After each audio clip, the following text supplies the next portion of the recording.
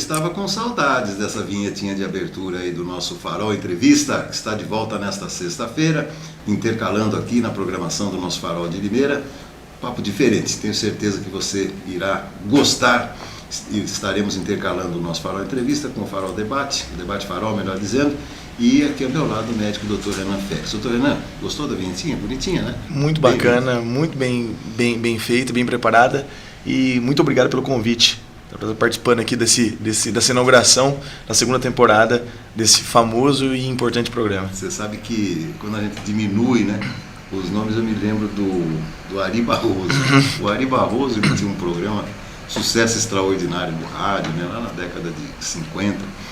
E ele era um show de calouros. E aí apareceu um sujeito lá para cantar. E aí ele falou: pois não, meu amigo, o senhor veio fazer o que aqui? Eu falei: eu vim cantar. O senhor veio cantar que música? Eu vim cantar um sambinha. Um sambinha. Um sambinha. E o Ari Barroso olhou para ele e falou: que sambinha que o senhor vai cantar? Ele falou: Aquarela do Brasil. Você sabe que tudo no diminutivo fica melhor, mais gostoso de ouvir, mais gostoso de falar, né?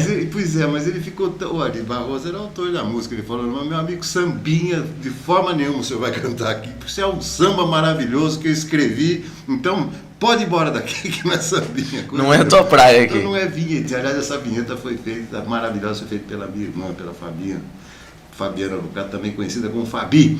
Bom, é o seguinte, vamos explorar um pouco mais os conhecimentos médicos do Dr. Renan, que já se mostrou um competente analista político, mas eu quero ver na medicina se será a mesma coisa. Claro, tenho certeza que sim. Doutor Renan, eu queria te fazer uma pergunta básica.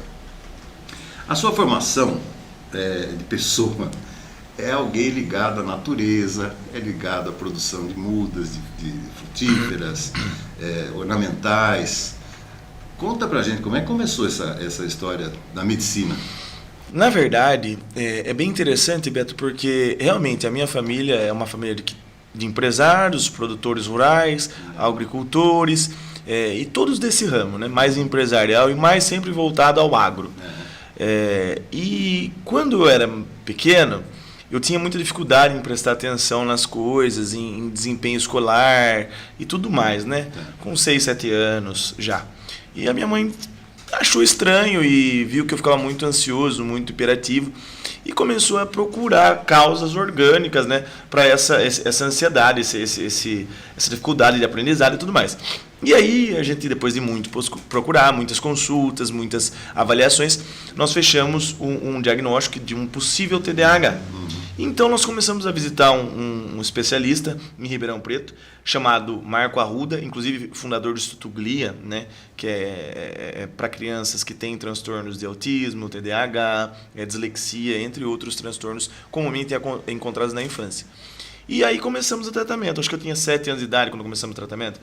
E eu lembro que o Dr. Marco Arruda, ele é uma pessoa, neurologista, poxa, com muita experiência, uma bagagem extraordinária e um médico, né, um ser humano muito bom, né? E eu admirava muito a facilidade que ele tinha de mudar a vida de famílias, de pessoas. Porque quando você começa a tratar e corrige um TDAH, por exemplo, você não está só corrigindo a vida daquele jovem, você está melhorando o desempenho dele como adulto, você está melhorando o desempenho dele no relacionamento que ele vai ter com a esposa, com os filhos, com os pais, né? Então isso, no meu ponto de vista, como pequeno, era um milagre, né? E um dia, uma conduta que ele deu, que era um problema que eu tinha muito grave, que era insônia, não conseguia dormir, e ele conseguiu corrigir isso com alimentação, medicação e tal. E aí eu olhei e falei: nossa, esse cara é bom, esse cara perdão a palavra, esse cara é foda. Eu falei assim: eu quero ser como esse cara.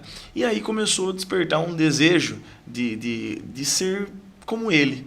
E a primeira função, né, é ser médico. Claro. Eu falei: eu vou ser médico. Bacana. Eu sempre gostei mais de conversar com pessoas, né, da área de gestão, de interlocução, de relacionamentos, né? Nunca fui muito fã de exatas e também não sou tão fã de humanas. Então eu ficava ali nas biológicas mesmo. E na medicina eu imaginei que ia dar certo. Na verdade, depois de pensar, eu pensei, né, eu cheguei à conclusão de que seria interessante fazer odontologia. Entendeu? Porque a gente mora aqui em Limeira, muito próximo a Piracicaba, e meu pai tinha prometido um carro zero. quando, quando eu entrasse na universidade, e se fosse uma universidade federal, pública, né? Enfim, estadual, federal, municipal. E aí eu falei assim, poxa, na minha cabeça, né, com 14 anos de idade, eu falei, ó, vou fazer odontologia, vou ser dentista, né, vou cuidar de pessoas. Dentro do carro, compra o gabinete. Exatamente, entendeu? Entendeu? Então essa foi a ligação. Aí a minha mãe disse, olhou para mim e falou assim, já que você gosta da área de biológica, faça alguma coisa, não desmerecendo nenhuma profissão, pelo amor de Deus. Claro. Mas assim, faça em medicina então, já que você pensou na medicina, faça medicina. Me incentivou, né? Tanto ela quanto meu pai. E aí eu entrei na faculdade de medicina, deu certo, né? Logo quando saí do ensino médio passei em uma universidade, não fui, porque era muito jovem. Depois passei em outra, perdi a data de matrícula, minha mãe escondeu do meu pai, porque senão ele ia ficar muito bravo. Aí depois de 6 meses eu passei e entrei na Universidade de Taubaté, universidade que eu me formei, famosa FMT, e fui muito feliz na minha escolha, na minha profissão. Eu acho que posso dizer que sou uma pessoa realizada, né? Não me vejo em nenhuma outra profissão, se fosse para fazer uma nova escolha. Foi uma escolha bem feita. Foi bem feita, Beto. Foi assertiva e, assim, me traz felicidade. Porque me permite conversar. Eu falo pouco, né? E outra coisa, né? Como você não tem nenhum parente direto relacionado com a medicina, você não teve aquela pressão que normalmente os pais médicos exercem sobre os filhos, né? Porque todo pai médico fala, meu filho que escolheu e tal. Não, mas claro que existe uma... existe sim uma pressão, até um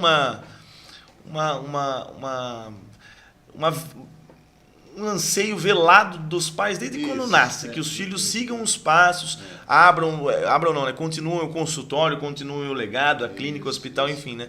Então realmente eu não tive porque eu não tenho um tio direto que seja médico. Sim. Tem compadres dos pais, né? Pessoas muito próximas da família, inclusive que é médico, então assim, é da família, mas não é direto linhagem sanguínea, né? Então, e essa pressão não teve. E assim, tive total liberdade para escolher qual profissão eu ia fazer, né? Inclusive, dependendo do meu pai, eu faria alguma coisa, eu voltar para o agronegócio, né? Para dar seguimento aos negócios da família. Eu já dou mais como médico, né? Durante a faculdade fiz outros cursos livres, administração de empresas, né? Gestão pública, então tem alguns outros, gastronomia também fiz, né? Então vinho, né? Então tem alguns cursos que eu fiz livres durante a universidade, a graduação, depois fiz a minha pós-graduação, né? 2 anos de pós-graduação, e a gente não para, Beto. A medicina é uma faculdade interessante, é uma profissão interessante, porque você precisa estar sempre se atualizando. Exato. E as coisas mudam da água para o vinho. Um exemplo claro é a pandemia. A gente tem o mundo da saúde pré-pandemia e pós-pandemia, né? O que era verdade pré-pandemia não é mais verdade pós-pandemia. Entendeu? E cenários que a gente nunca imaginou vivenciar, nós estamos vivenciando. Que não tem na literatura? Não tem. Não tem. Você não, por exemplo, hoje em dia se vê muito paciente que ficou com sequelas graves, pulmonares, cardíacas, vasculares, né? Depois de contrair do coronavírus. A gente não tinha paciente jovem com insuficiência respiratória sem nunca ter fumado, sem nunca ter morado em casa com fogão a lenha, né, num ambiente teoricamente limpo, que é o interior do estado de São Paulo, que Limeira, o ar é bom. Então, hoje você vê paciente de 35 anos com insuficiência respiratória, né, bronquite e asma grave, né, enfisema pulmonar. Assim como outras coisas que surgem com a tecnologia também trazem esse tipo de coisa. Um exemplo são os cigarros eletrônicos. Né? Então não se tinha jovem com problema pulmonar previamente, nem fumando cigarro normal. Agora, com o advento de cigarro eletrônico, que é aqueles pendrive, eu brinco que o pessoal fuma pendrive. E a gente vê abscesso pulmonar, entre outras patologias e comorbidades que nasceram junto com o advento dessa tecnologia, né? Como insuficiência cardíaca também, ligados ao cigarro eletrônico e tal. Enfim, as coisas vão se elucidando cada dia mais, né? A cada passo, a cada novo caso registrado, a cada artigo publicado, vai se corroborando informação para que se tome ou se chegue a uma conclusão, que muda também, passa 10 anos, muda tudo. A medicina é difícil, ela é muito volátil e ela é muito... flexível, digamos assim. Deixa eu te fazer uma pergunta. A gente está se conhecendo há um bom tempo e uma imagem cada vez mais positiva, né, da sua pessoa. E uma característica marcante sua, além do desembaraço, a sua forma muito tranquila de falar, a sua humildade, né? É uma característica marcante, pelo menos que eu tenho observado. E isso tem a ver com esse seu lado que te levou para a medicina, de querer servir os outros. Quem serve os outros tem que ser humilde, tem que se colocar no lugar da pessoa, praticar a empatia. É um pouco disso também, não é? Bastante, Beto, bastante. Eu como pessoa, Beto, sendo bem sincero com você, eu não me vejo como melhor do que ninguém, e pelo contrário, muitas vezes eu admiro outras pessoas que, às vezes, algumas pessoas próximas dizem, mas por que você admira tanto essa pessoa? Não tem nada de produtiva, não é melhor que você. Tudo bem, mas ela tem qualidade sim. Eu costumo, Beto, enxergar o melhor de tudo, tá? E não acho que dinheiro ou uma formação, um título, te faz um ser humano melhor do que um outro, entende? Eu acho que nós estamos todos juntos no mesmo barco chamado vida, planeta Terra. E a única coisa que a gente leva nessa... Eu sou muito novo, Beto, sou muito jovem, ainda tenho 27 anos. Mas eu, desde pequeno, eu passei por muitas coisas na minha vida. De tudo um pouco, de tudo. Então, a minha noiva diz assim, eu admiro muito você porque você consegue transitar em todas as classes da sociedade de maneira natural e orgânica, sem ser arrogante, prepotente, sem menosprezar e sem bajular, né? E sem mudar o seu jeito de ser, né? Porque quando se trata de pessoas, Beto, não interessa o que você tem ou quem você é. Interessa o ser humano que você está naquele momento. Você está um ser humano, meu amigo, hoje, certo? E se você fosse um ser humano com um poder aquisitivo exorbitante como Elon Musk, ou miserável também, sem nada, entendeu? Sem nada a não ser a sua pessoa, eu te trataria da mesma forma, porque o que me importa é a relação que a gente cultiva, que nós temos, é a relação interpessoal, né? Então, eu acho que isso é um pouco de criação, mas eu acho que isso é bastante de caráter de cada um, sabe? Eu acho que é difícil falar isso, mas vou ser muito sincero e franco. Eu acho que caráter, moral e humildade não deviam ser nem qualidades, deviam vir de berço, entendeu? Já nascer com isso, item de fábrica, né? Então, honestidade são fatores que eu acredito que o ser humano ele nasce com ela. É difícil, a gente já teve experiências excelentes com pessoas e experiências péssimas, né? E geralmente aquela pessoa que me decepcionou uma vez, ela tende a me decepcionar de novo, né? Então, eu me policio muito quanto a isso. E uma coisa que a gente tem a zelar é o nosso nome e o nosso respeito enquanto pessoa, enquanto ser humano, eu enquanto homem, né? Então, eu sou bem antigo, até antiquado nesse ponto. Eu acho que tanto homem como mulher, mas como sou homem, eu falo mais do homem, né? Como homem, eu tenho um nome, eu tenho uma reputação a zelar, né? Não interessa o que eu tenho, da onde eu vim, se eu moro no condomínio A, no B, no bairro X, Y, Z. Eu tenho que ter um respeito e uma moral perante a sociedade, perante os meus amigos, as pessoas que confiam em mim, que gostam de mim e que me defendem quando necessário. Claro. Né? Isso então, é importante, viu? Isso precisa cultivar isso. Então, eu sempre digo, né, perder. O que é perder? Para mim, a maior perda do mundo é perder o respeito, a admiração, a confiança que alguém possa ter em mim. Agora, perder um celular, um carro, dinheiro, para mim não é perder. Isso dos mesmos jeitos que vai, ele volta, né? Então é consequência. Agora, a relação, né, a confiança, isso se você perder é difícil restaurar. Então eu brinco que se hoje, né, eu fosse começar minha vida do zero, né, eu conseguiria começar minha vida do zero sem nada, só com respeito, tá? E com honestidade que eu sei que eu tenho e que as pessoas que me conhecem também sabem e me falam isso, né? Eles transmitem isso para mim explicitamente. Falam, olha, se você precisar, você não precisa... Eu cheguei numa loja recentemente e eu fui comprar um negócio da loja lá tal, e é de uma pessoa que eu conheço. E aí eu falei assim, olha, eu posso vir buscar depois, mas eu deixo pago já. A pessoa disse, pelo amor de Deus, você pode pegar aqui e você não precisa assinar nada, você pode ir embora, que eu sei que você vai passar do dia combinado e vai acertar e vai honrar a sua palavra. Porque palavra e honra é a única coisa que a gente tem na vida, que ninguém tira da gente e ninguém faz por nós. Ninguém vai construir a sua honra. Somente você constrói, mas somente você também arruína. Vamos começar a entrar mais exatamente na questão da medicina, né? Hoje nós estamos fazendo praticamente uma entrevista de apresentação, de te conhecer um pouco mais e para levar esse conhecimento para quem nos acompanha. A medicina, ela já passou por muitas fases, né? Nós já tivemos curandeiros, né? Nós já tivemos experimentações, né? Quantas pessoas não deram suas vidas, inclusive, para o avanço da medicina, né? E no seu caso, vamos entrar mais especificamente na sua área, que é a medicina ocupacional, que evidentemente mexe com muita gente, né? E com algo que principalmente os empresários, eu sou empresário, já fui empresário de médio porte, que não se importam muito, a gente deve se importar muito com a qualidade de vida dos colaboradores, né? Porque isso envolve custo, um custo indireto, mas envolve, o empresário pensa nisso. Mas, voltando para a medicina, especialidades. Antigamente nós tínhamos mais os chamados médicos de família, né, que tem uma formação mais abrangente da medicina e não dependem tanto de exames laboratoriais, exames de imagem, como os médicos dependem hoje.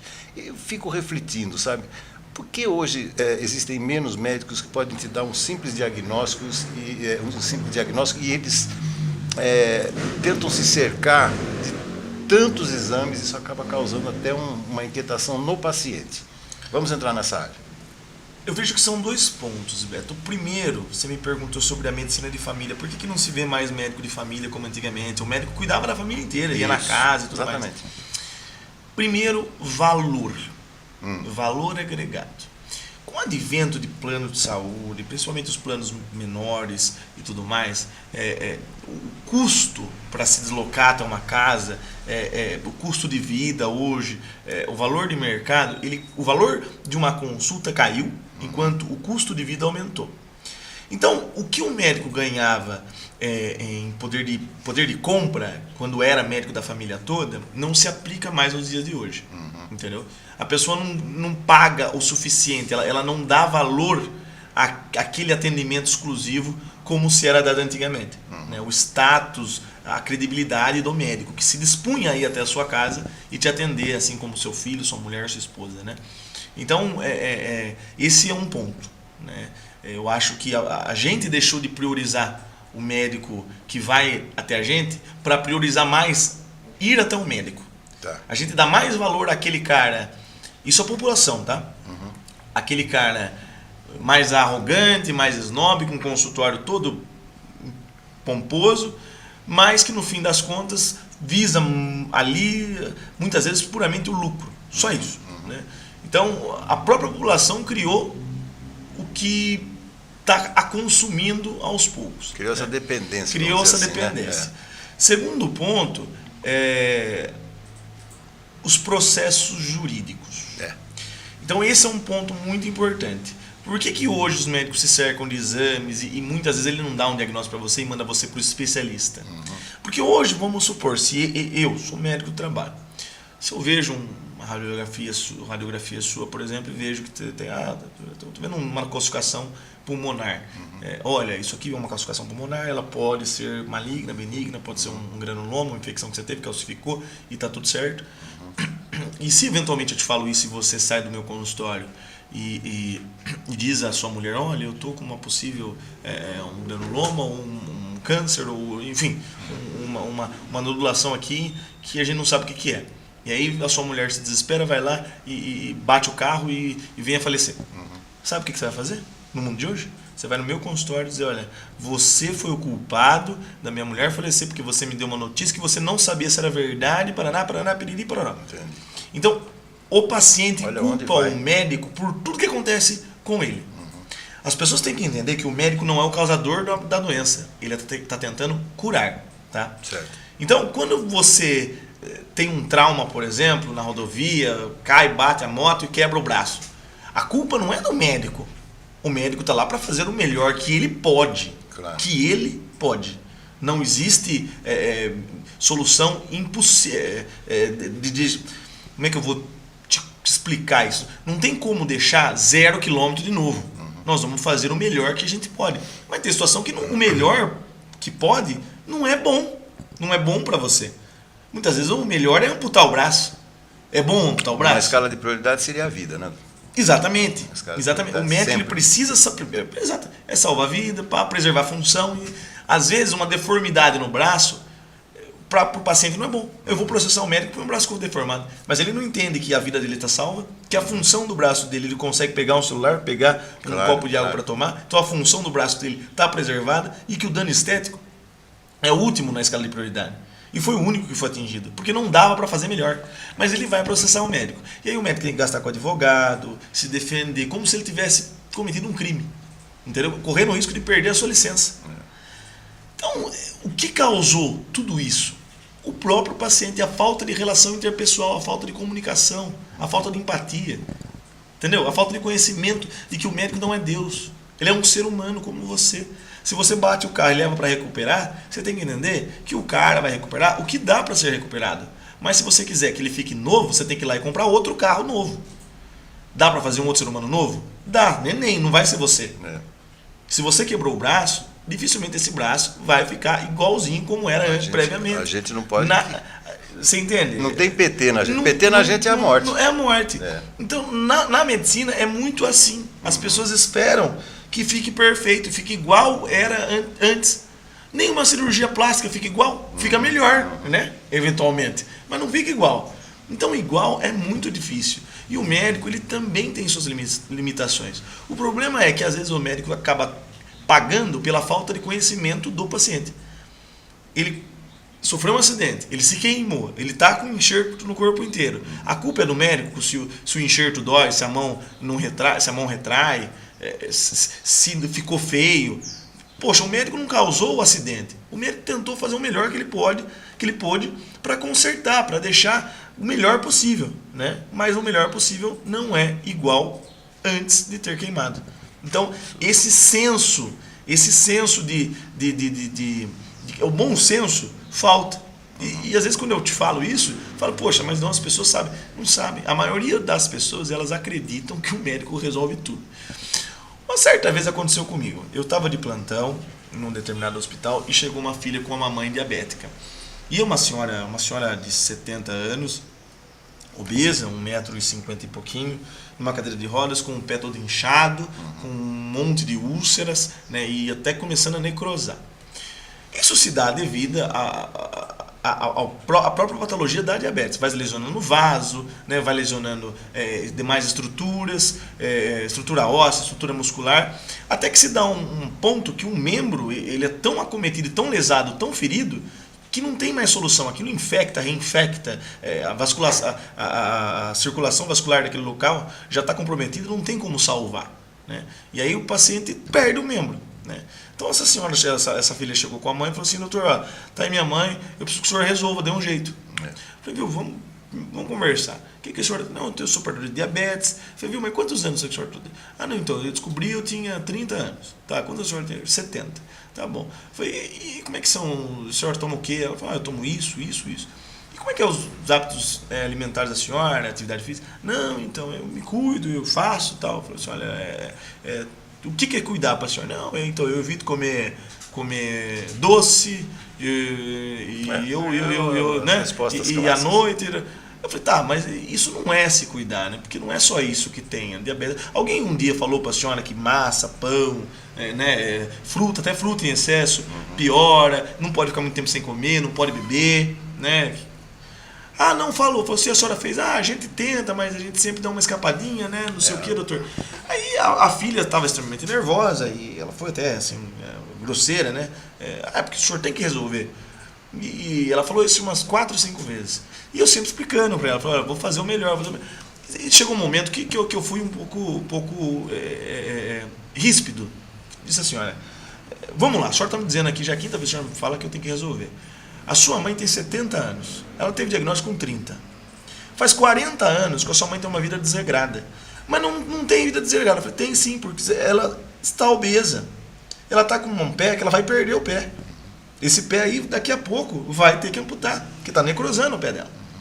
Se ela tivesse uma vida regrada, não estava nesse estado.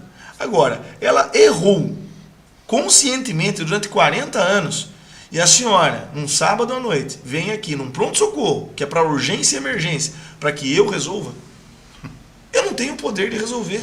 Eu não sou Deus, eu não posso transformar uma vida de erros em um acerto. Eu não tenho essa capacidade. Então, é preciso que se entenda, né? Nós somos os responsáveis pela nossa vida. Se a gente erra a vida inteira, não adianta chegar lá na frente e pagar o melhor médico, que não dá para consertar. Sim. É o que a gente conversou. O único PT pra gente é a morte. Não tem como dar PT e o seguro pagar outro. Né? Então, essa consciência que a população precisa ter, porque aí o médico vai começar a se doar mais, né? A fazer mais. Porque ele vai perder o medo de perder a licença, de ser processado. Né? A gente vê caso de médico, Beto, que por dar na palpação de exame físico de paciente, processo médico. As pessoas já vão mal intencionadas. Que é isso? Teve um caso de uma moça, acho que um Corumbá, se eu não estou enganado.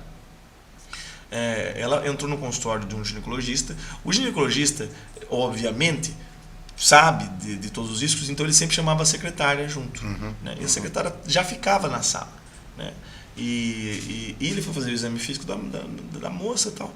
E a moça saiu dali, tudo bem e tal. Daqui a pouco chegou uma carta de intimação, que ela tinha feito um bilhetinho de ocorrência, que ele tinha constrangido de alguma forma, se mesmo aproveitado. Com a presença da Então, mas ela não, né, enfim, eu acho que ela não se atentou. Exatamente, ela não se atentou a isso. Aí o médico foi se defender. Depois estourou uma investigação e foi comprovado que, na verdade, essa moça ela já tinha outros processos com outros médicos nas mesmas situações. Ou seja, ela já entra para fazer isso. Então ela entra dentro de um consultório com a intenção de prejudicar o médico para que dali saia algum recurso financeiro. Olha que ponto chegamos. Será que ela não pensa que tem gente que precisa realmente de consulta, precisa realmente do serviço daquele médico? E que ela está estragando não só a vida dele, mas como o nome, que nós falamos recentemente, a reputação de uma família inteira. Então, são pontos que se você vai ver, todos eles são conectados, Beto. Estou conversando aqui com o meu amigo, Dr. Renan Félix, nessa nova temporada, né, do nosso Farol Entrevista. Nós vamos falar muito ao longo da sequência dessa nova temporada, mais especificamente sobre a medicina, em particular a medicina do trabalho, dando dicas para você. Como eu falei no programa de hoje, é mais uma apresentação, né, do Dr. Renan como médico, e isso é muito importante. Vou fazer um rápido intervalinho e, na sequência, o desfecho do nosso entrevista de hoje.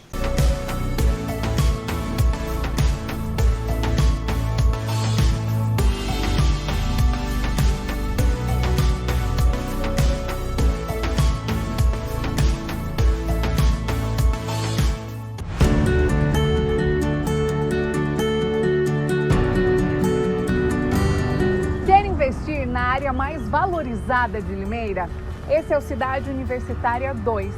Todo o sucesso do Cidade Universitária 1, agora em seu segundo e último módulo.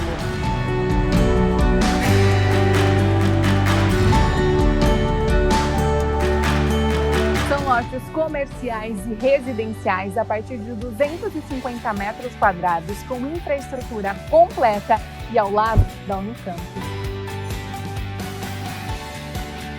Esta é a hora perfeita para investir. As obras já estão em fase final.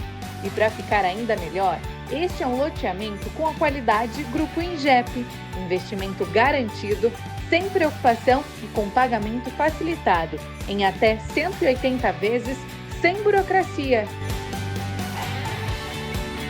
Visite o nosso plantão de vendas que fica próximo à rotatória da Limeira Cordeirópolis e garanta o melhor negócio.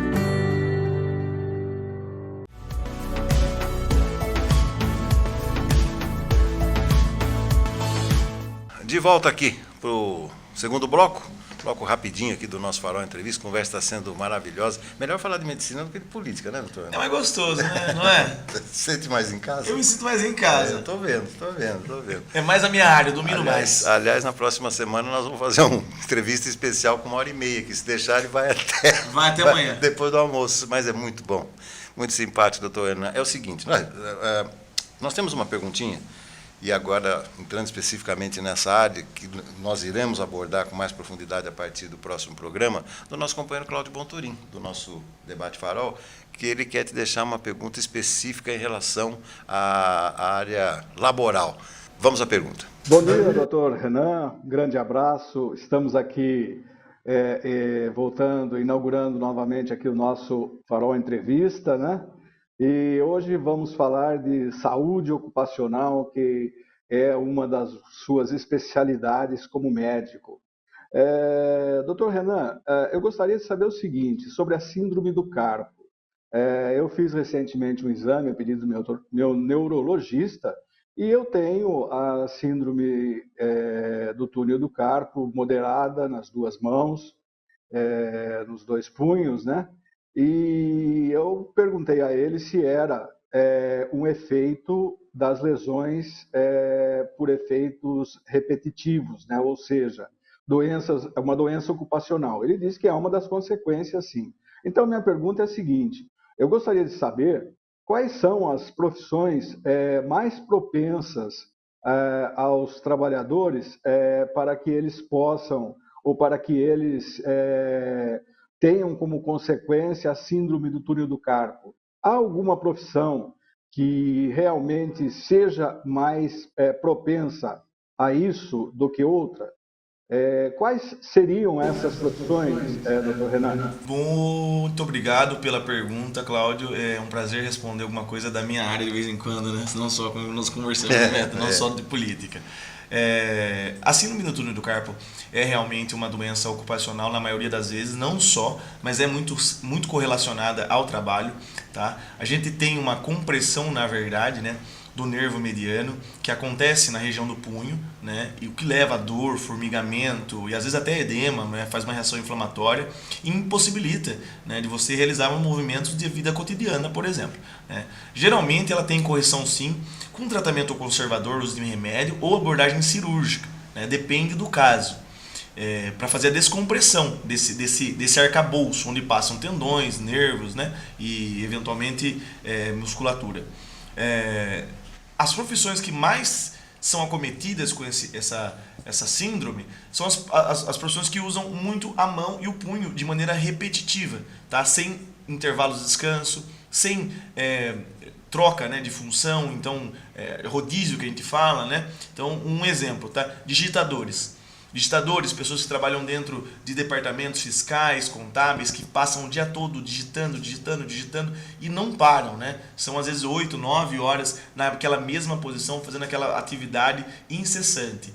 Quem trabalha em indústria, né, em linhas de produção, linhas de montagem, né, que fazem o mesmo movimento, utilizando as mãos repetidamente, né, sem descanso, sem ginástica laboral, sem a orientação adequada, né, com posto de trabalho geralmente inadequado, sem utilização de equipamentos de proteção individual, né, equipamentos que melhoram a ergonomia, né? Então essas são as profissões que mais são acometidas. A gente vê isso muito claramente na indústria, tá? E na parte de administração, a parte digitadores, né, de pessoas que escrevem. Então, aí nós temos toda a parte administrativa mesmo, fiscal, bancário, comentaristas esportivos, jornalistas, médicos eventualmente tem. Então, são essas as profissões que usam muito a mão de maneira repetitiva, né, incessante, sem repouso, né, e sem a orientação adequada. Ou às vezes até tem orientação, mas não põe em prática. Né? Então, o alongamento adequado, as pausas adequadas, isso é muito importante para que se evite a síndrome do túnel do carpo, né? Eventualmente a gente vai ter... Eu já ouvi falar de dentistas, inclusive, que tem... Bastante, né? Bastante, pelo manuseio, né? O manuseio. O dentista é atividade intermitente, né? Porque ele fica muito tempo parado, manuseando, e as posições são desconfortáveis, porque a boca é um lugar difícil de mexer. Então ele fica aqui, fica torto, e mexe aqui, mexe ali. Então dentista tem duas coisas, síndrome do túnel do carpo e muitas dores na coluna cervical, com problemas até desencadeando hérnias cervicais, né? Pela posição ergonômica que fica. Então sempre assim, olhando para baixo, né? Isso desenvolve hérnia cervical, é muito comum em dentista. Médicos, geralmente, quando não se levantam muito da cadeira, desenvolvem muitas dores lombar. Né? Então, lombalgia crônica, ciatalgia, até hérnia lombar pode desenvolver, né? Assim como pessoas que ficam muito tempo em pé com impacto, né? Pegando muito peso, né? Quem descarrega caminhão, por exemplo, de carga durante muitos anos, faz protusão, hérnia lombar, hérnia cervical, hérnia torácica, faz um monte, né? Então, a gente sabe que não é regra, né? Mas a gente vê uma tendência de algumas doenças em algumas profissões, né? Bancários, por exemplo, a gente tem muito síndrome de Burnout, doenças da psique, né? Então, doenças relacionadas à psiquiatria, né? A gente sabe que pelo estresse, a pressão do ramo que é o banco, né? Gestão de dinheiro, a gente sabe que essas são as principais causas de doenças ocupacionais. Indústrias, muitas lesões osteomusculares. Campo, por exemplo, quem trabalha no agro, a gente vê muitas lesões de pele ligadas à exposição de sol. Também. Então, câncer de pele, né, vitiligo, entre outras doenças que são causadas pela exposição àquele agente externo que influi na vida daquele ser humano. Né? Lugares onde se ouve o ruído é muito alto, a gente vê que existe a perda auditiva. Né? Então, depende da profissão, você vê que tem uma maior incidência daquela doença. E o Cláudio perguntou sobre a síndrome do túnel do carpo, é muito evidente na indústria e no setor administrativo. Todos que trabalham não só com digitação, mas com até mesmo escrevendo manualmente. Eu tive uma síndrome do túnel do carpo na mão direita, depois de uma vez trabalhar em um serviço que não tinha prontuário eletrônico, então escrevia receitas e mais receitas à mão o dia todo, né? Então chegava no final do dia, tinha atendido 60, 70, 80 pacientes, escritos todos à mão, né? Então durante um mês aí a mão começa a doer, o polegar a formigar, tal, não sei o quê. Eu fico imaginando o garrancho que saiu a última consulta. A primeira letra vai, o resto é só um risco, um risco. Aí o farmacêutico tem que se virar para ler a receita. Se vira. Bom, antes da gente encerrar, eu não posso também só ficar aqui nessa espécie de mamão papaya, né? Eu vou te colocar numa dúvida na pergunta final de hoje, que é o seguinte: comprovadamente as mulheres se cuidam mais do que os homens, ponto, né? Isso aí é um fato.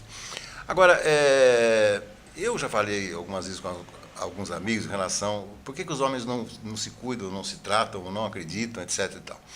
Eles acham o seguinte, e eu assino parcialmente isso que eu vou te falar. Eles falam o seguinte: é muita frescura, sabe? Existem médicos que são extremamente cuidadosos, passa assim uma prescrição para a gente se cuidar, mas de uma forma exagerada. Pô. E esses dias eu vi um caso desse, um sujeito estava reclamando numa conveniência, falando com outro amigo, e fica inevitável, você ouve a conversa, fala, não aguento mais minha filha. Esses dias eu fui tomar uma cervejinha no sábado. Ela não estava em casa, ela chegou meio-dia, eu abri minha cerveja. Pai, você não pode tomar cerveja, o médico já falou, mas hoje é sábado. Não, mas não pode todo dia, não sei o que e tal. Mas ele falou com uma revolta, né? E olha, não era obeso, era uma pessoa que acho que tinha minha idade, sei lá, 60 anos, não tinha nada e tal. Mas a filha deve ter acompanhado a consulta, o médico falou que não é para beber, então não é para beber absolutamente nada. Então, qual a sua avaliação desses possíveis exageros do meio termo e voltando naquilo que nós já falamos, a sua observação fantástica em relação a esse medo de errar, levar um processo e eu acho que o principal medo é levar uma pessoa à morte, claro que é esse. Mas assim, o homem não respeita porque vê exageros? É mais difícil por isso, porque principalmente na medicina, quando a gente brinca que nada é para sempre, nada é nunca, tudo é talvez, tudo é meio termo, tá? Quando você vai ao médico, e às vezes o médico ele é muito enfático e ele transmite um medo muito grande para você, um exemplo, se você beber novamente, você vai morrer. Veja bem, existem casos e casos, né? Mas você tem que entender o seu paciente.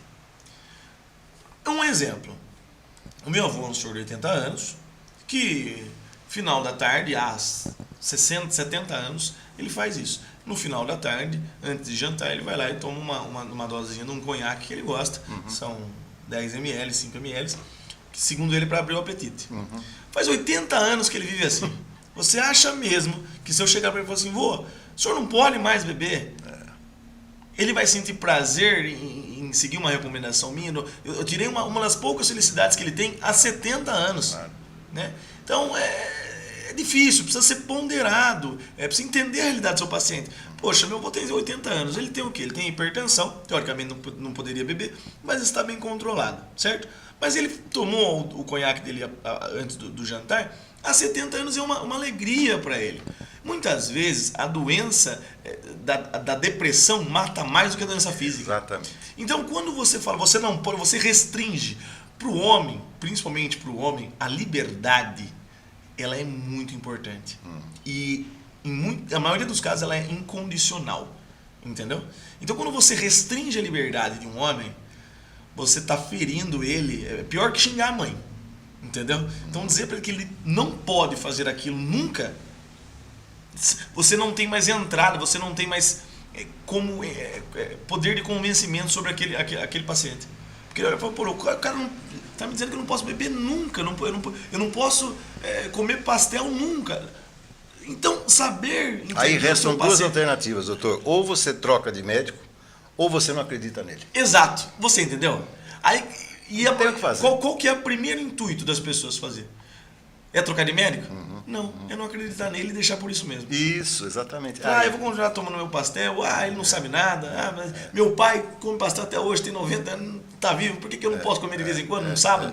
Então, saber, conhecer o seu paciente. Poxa, vou chegar para o meu avô, seu Luiz, o senhor não pode mais beber todos os dias. Então o senhor intercala, um dia o senhor toma o conhaque do senhor, ou o senhor diminui a dosagem, o senhor colocava um copinho assim, põe meio copinho, né? O dia que o senhor estiver mais cansado, estiver com mais vontade, o senhor vai lá e toma um copinho todo. Mas procure sempre, quando não puder, ou não toma, ou toma menos, ou intercala, um dia sim, um dia não, né? Então dá essa liberdade para o paciente. Ninguém gosta de ser controlado. A liberdade é inegociável. Verdade. Isso é na vida e na medicina. Verdade. Entendeu? Já tanta coisa para falar. Eu estou deixando tudo reservado para a semana que vem. Nós tivemos aí, isso me preocupa demais, queda do grande cantor Aguinaldo Raiol, durante a semana, levou à morte. Queda do presidente também, que quase teve algo mais sério, o presidente Lula. Queda no banheiro, queda de idosos, enfim, nós vamos começar a tratar isso, gente, a partir da semana que vem. Hoje foi mais uma apresentação do meu querido amigo Dr. Renan Félix aqui, nas horas vagas analista político, né? Mas médico por excelência, ele vai tirar muitas dúvidas que a gente tem, mas de uma forma mais moderna. Eu vejo muitos comentários envolvendo a medicina, de médicos que olham a medicina e impõem a medicina para a gente. A juventude traz isso. A modernidade, uma comunicação mais fácil, uma comunicação mais rápida, direta e compreensível para todas as idades, para todos nós. Porque a saúde, claro, ela é universal. Doutor Renan, gostei da nossa estreia aqui. Não vejo a hora de fazermos o nosso segundo episódio aqui da entrevista. Estou bem ansioso, Beto. Vai ser sempre um prazer participar desse programa maravilhoso com você. Bacana. Eu nunca te vi ansioso. Bacana saber disso. Toca aí. Valeu. Muito obrigado. Na sequência, temos aí o nosso companheiro César Roberto para fechar o nosso programa desta sexta-feira. Ricardo Canzerani, eu volto segunda-feira às 10. Até lá.